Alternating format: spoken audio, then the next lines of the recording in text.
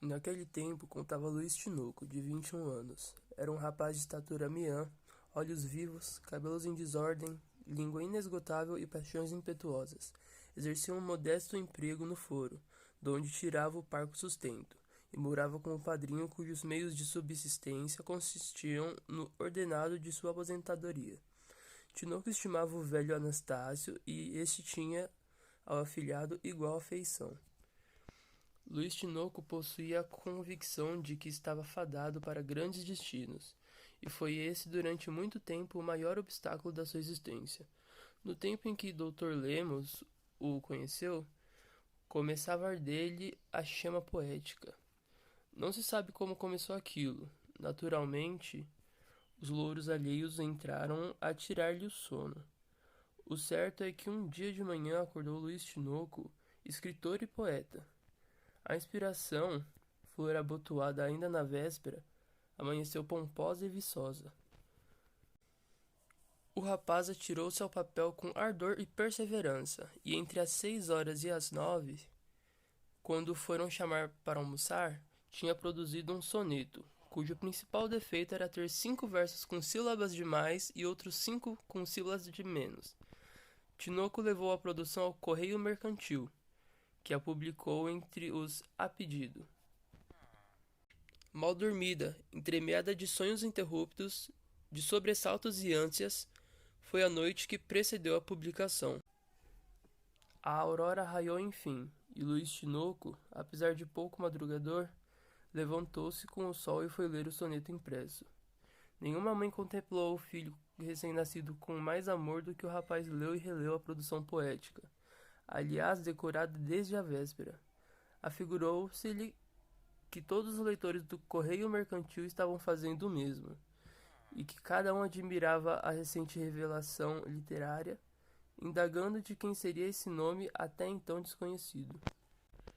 A poesia saiu enfim, e tal contentamento produziu no poeta que foi logo fazer ao padrinho uma grande revelação. Leu o Correio Mercantil hoje, meu padrinho? Perguntou ele. Homem, tu sabes que eu só lia os jornais no tempo em que era empregado efetivo. Desde que me aposentei não li mais os periódicos. Pois é pena, disse Tinoco com ar frio. Queria que me dissesse o que pensa de uns versos que lá vêm. E de mais a mais versos, os jornais já não falam de política? No meu tempo não falavam de outra coisa. Falam de política e publicam versos, porque ambas as coisas têm entrada na imprensa. Quer ler os versos? Dá cá. Aqui estão. O poeta puxou da algibeira o Correio Mercantil, e o velho Anastácio entrou a ler para si a obra do afilhado. Com os olhos pregados no padrinho, Luís Tinoco parecia querer adivinhar as impressões que produziam nele os seus elevados conceitos, metrificados com todas as liberdades possíveis do consoante. Anastácio acabou de ler os versos e fez com a boca um gesto de enfado. Isso não tem graça, disse ele ao afilhado estupefato. Que diabos tem a lua com a indiferença dessa moça? E a que vem aqui a morte deste estrangeiro? Luís Tinoco teve vontade de descompor o padrinho, mas limitou-se a tirar os cabelos para trás e a dizer com supremo desdém. São coisas de poesia que nem todos entendem. Esses versos sem graça são meus. Teus? Perguntou Anastácio no cúmulo do espanto. Sim, senhor. Pois tu fazes versos? Assim dizem. Mas quem te ensinou a fazer versos? Isso não se aprende, terá-se do berço. Anastácio leu outra vez os versos e só então reparou na assinatura do afilhado. Não havia que duvidar, o rapaz dera em poeta. Para o velho aposentado era isso uma grande desgraça. Esse ligava a ideia de poeta à ideia da mendicidade. Tinha-lhe pintado Camões e Bocage, que eram os nomes literários que ele conhecia, como dois improvisadores de esquina, expeitorando sonetos em troca de algumas moedas, dormindo nos adros das igrejas e comendo nas cocheiras das casas grandes. Quando soube que o seu querido Luís estava atacado da terrível moléstia, Anastácio ficou triste, e foi nessa ocasião que se encontrou com o Dr. Lemos, e lhe deu notícia da gravíssima situação do afilhado. Dou-lhe parte de que Luís está poeta. Sim? Perguntou-lhe o Dr. Lemos. E que tal lhe saiu o poeta? Não importa se saiu mal ou bom. O que sei é que é a maior desgraça que lhe poderia acontecer. Porque isso de poesia não dá nada de si. Tenho medo que deixe o emprego e fique aí pelas esquinas a falar à lua, cercado de moleques. O Dr. Lemos tranquilizou o homem, dizendo-lhe que os poetas não eram esses vadios que ele imaginava. Mostrou-lhe que a poesia não era obstáculo para andar com os outros, para ser deputado, ministro ou diplomata. No entanto, disse o Dr. Lemos, desejarei falar ao Luís. Quero ver o que ele tem feito, porque, como eu também fui outrora um pouco versejador, posso saber se o rapaz dá de si. Luís Tinoco foi ter com ele. Levou-lhe o soneto e a ode impressos, e mais algumas produções não publicadas. Essas orçavam pela ode ou pelo soneto, imagens safadas, expressões comuns, frouxo alento e nenhuma arte. Apesar de tudo isso, havia de quando em quando algum lampejo que indicava da parte de neófito propensão para o mister. Podia ser ao cabo de algum tempo um excelente trovador de salas.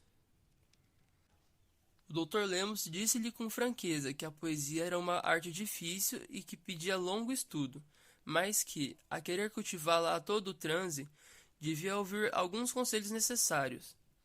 Sim, respondeu ele. Pode lembrar alguma coisa. Eu não me nego a aceitar-lhe o que me parecer bom. Tanto mais que eu fiz esses versos muito à pressa e não tive ocasião de os emendar. Não me parecem bons esses versos, disse o Dr. Lemos. Poderia rasgá-los e estudar antes algum tempo. Não é possível descrever os gestos de soberbo desdém com que Luís Tinoco arrancou os versos ao doutor e lhe disse: os seus conselhos valem tanto quanto a opinião do meu padrinho. Poesias não se aprende. Trace do berço. Eu não dou atenção a invejosos. Se os versos não fossem bons, o mercantil não os publicava. E saiu. Daí em diante foi impossível ter-lhe mão. Tinoco entrou a escrever como quem se despedia da vida. Os jornais andavam cheios de produções suas, umas tristes, outras alegres, não daquela tristeza nem daquela alegria que vem diretamente do coração, mas de uma tristeza que fazia sorrir, e de uma alegria que fazia bocejar. Luís Tinoco confessava singelamente ao mundo que fora invadido do cepticismo byroniano, que tragará até as fezes a taça do infortúnio, e que para ele a vida tinha escrito na porta a inscrição dantesca. A inscrição era citada como as próprias palavras do poeta, sem que, aliás, Luís Tinoco o tivesse lido nunca. Ele respingava nas alheias produções uma coleção de alusões e nomes literários, com que fazia as despesas de sua erudição, e não lhe era preciso, por exemplo, ter lido Shakespeare para falar de Ser ou Não Ser, do Balcão de Julieta e das Torturas de Otelo. Tinha a respeito de biografias ilustres noções extremamente singulares. Uma vez, agastando-se com a sua amada, pessoa que ainda não existia, aconteceu-lhe dizer que o clima fluminense podia produzir monstros daquela espécie, do mesmo modo que o sol italiano dourara os cabelos da menina Aspásia. Lera casualmente alguns dos salmos do padre Caldas, e achou-os soporíferos. Falava mais benevolamente da morte de Lindóia, nome que dava ao poema de Basílio da Gama, de que só conhecia 4 versos.